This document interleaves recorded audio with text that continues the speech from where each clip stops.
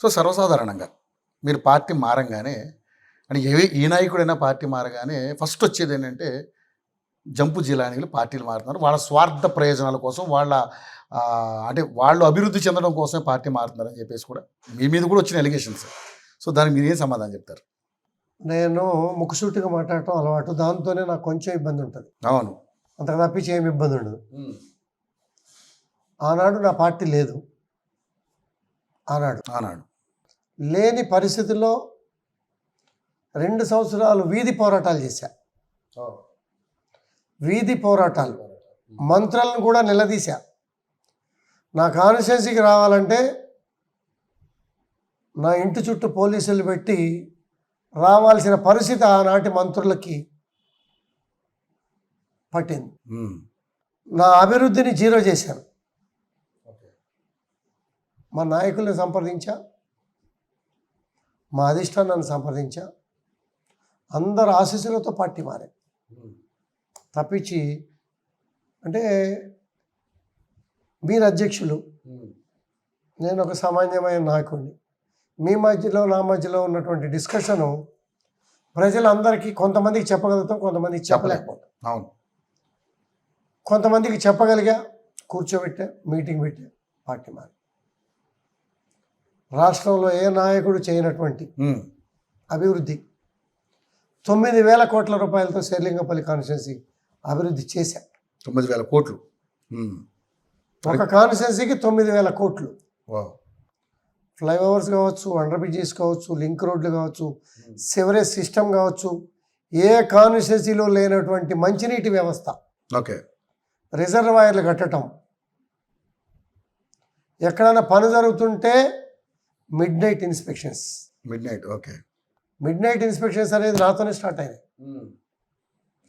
అర్ధరాత్రి 12, 1 గంట, 2, 3, 4 క్వాలిటీ లేకపోతే రిటర్న్ పంపటం, అవసరమైతే పని ఆపటం, సడన్ ఇన్స్పెక్షన్ చేసి కొంత క్వాలిటీ వర్క్ని అభివృద్ధి మీద ఎప్పుడు ఎమ్మెల్యే వచ్చి మీద పడతాడా క్వాలిటీ లేకపోతే అనే భయాన్ని.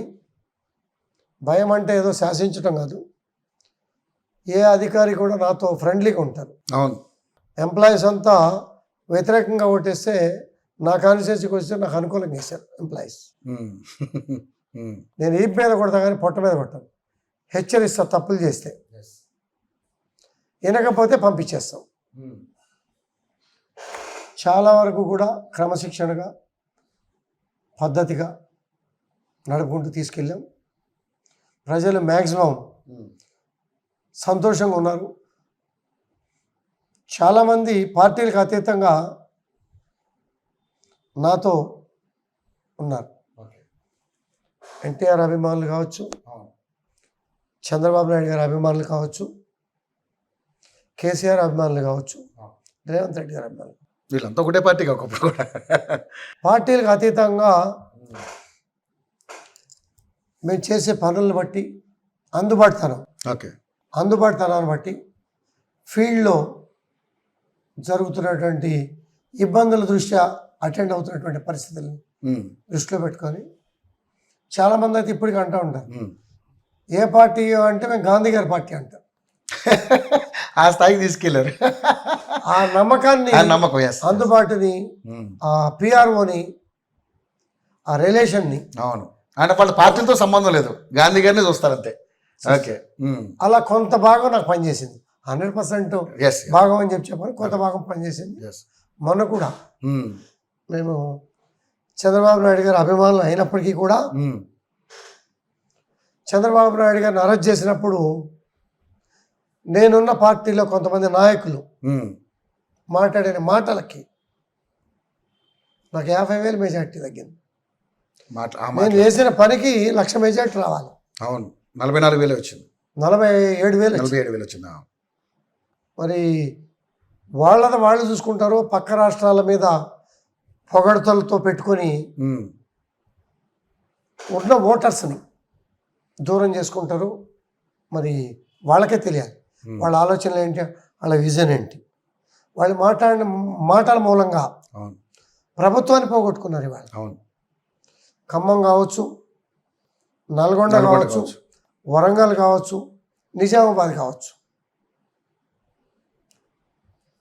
పార్టీని పోగొట్టుకునే పరిస్థితి, కొన్ని మాటలు దోవదీసిన పరిస్థితులు అని చెప్పి నేను ఖచ్చితంగా భావం. ఈ మధ్య కూడా కొన్ని మాటలు మాట్లాడాను. అనవసరమైన సబ్జెక్ట్ తీసుకొచ్చి నా సబ్జెక్ట్ తీసుకోవాలి, పక్క రాష్ట్రాల సబ్జెక్ట్ మనకెందుకు?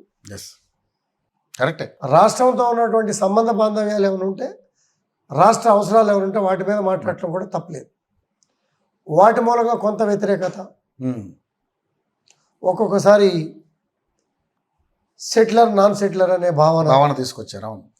ఈ భావనలన్నింటినీ కూడా ఎదుర్కొని మేము ఈ శేర్లింగపల్లి 7.5 లక్షల ఓటర్ల మనోభావాల్ని కాపాడుకుంటాం. 3 సార్లు నన్ను ఆశీర్వదించారంటే వాళ్ళ గొప్ప మనసుకి అది నిదర్శనం. దానికి బద్ధుండై పనిచేస్తా. ఓకే. నేను ఎప్పుడు కూడా ఈ 10 సంవత్సరాల్లో ఎవరు వచ్చినా శనివారం ఆదివారం నా దగ్గర డైలీ 1000 మంది ఉంటారు. అంటే మేము డైలీ 1000 మెంబర్స్ ఉంటారు. వాళ్ళ సమస్యలు చెప్పుకోవడానికి. వాళ్ళు రకరకాల సమస్యల మీద వస్తారు. నువ్వు ఏ పార్టీ అని కూడా ఎవరిని కూడా ఇంతవరకు ఎప్పుడు కూడా అడగలే. గ్రౌండ్ రియాలిటీ, సమస్య తీవ్రత, శాంక్షన్స్ పని చేయించి సమస్యలను పరిష్కరించడంలో ముందుకు పోయాను తప్పించి వేరే ఆలోచన చేయలే. ఓకే. ముఖ్యమంత్రి గారు కూడా నాకు క్లారిటీగా చెప్పారు, ఇది పెద్ద కాన్స్టిట్యున్సీ, ట్రాఫిక్ రద్దీగా ఉన్న కాన్స్టిట్యున్సీ, లింక్ రోడ్లు, ఫ్లైఓవర్సు, మెట్రో, ఒక పగడబందీగా ప్లాన్ చేసుకో, నీకు చక్కటి సమయాన్ని ఇస్తా, నిధులు ఇస్తా, అభివృద్ధి చేసుకో అని చెప్పి అవకాశం ఇచ్చారు. ఓకే.